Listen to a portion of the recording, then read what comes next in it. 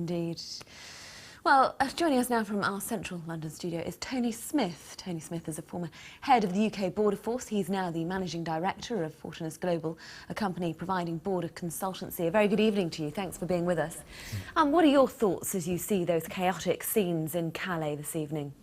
Well, as you say, it is chaotic and it's very disconcerting for travellers. I mean, I can say from my experience the Border Force is very well equipped to deal with disruptions to services in Calais, in the British control zone. But what's new is, as you say, the significant number, 3,000 plus migrants now in and around the port of Calais, which ultimately, of course, is a responsibility for the French police to deal with.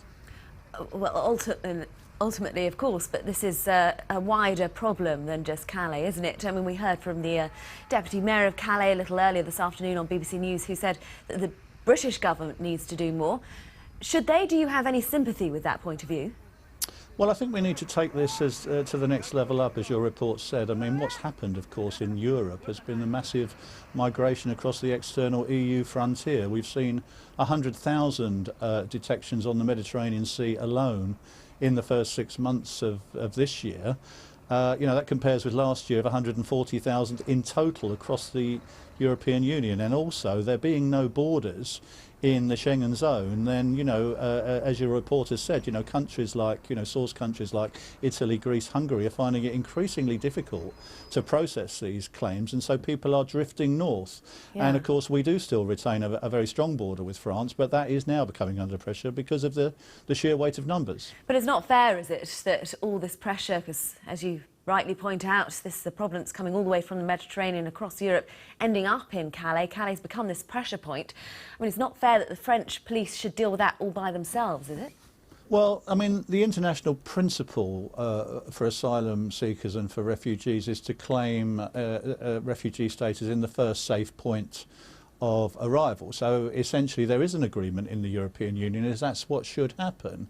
But you know, the French have now, I think, received something like 65,000 asylum applications last year, which is broadly equivalent to Italy, and yet you know, I expect the vast majority of those people actually entered the EU at Italy and should therefore have claimed there. So I mean, there is a real problem that leaders of the European Union in terms of, well, how do you process the numbers that are already in the European Union, which country is responsible for doing that, and of course in future, you know, how do we control the external EU frontier, which clearly at the moment is under extreme pressure.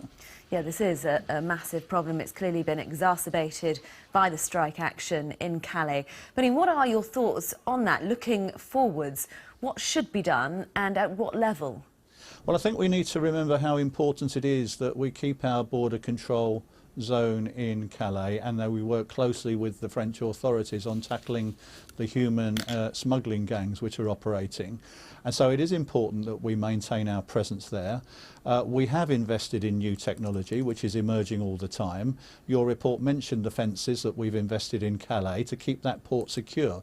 So it's really important from a UK perspective that the port of Calais remains secure, but also that we have sufficient resources in our border force and also in our immigration enforcement teams to be able to respond when we see pressures like this. OK, Tony Smith, we must leave it there. Thank you very much indeed for being with us.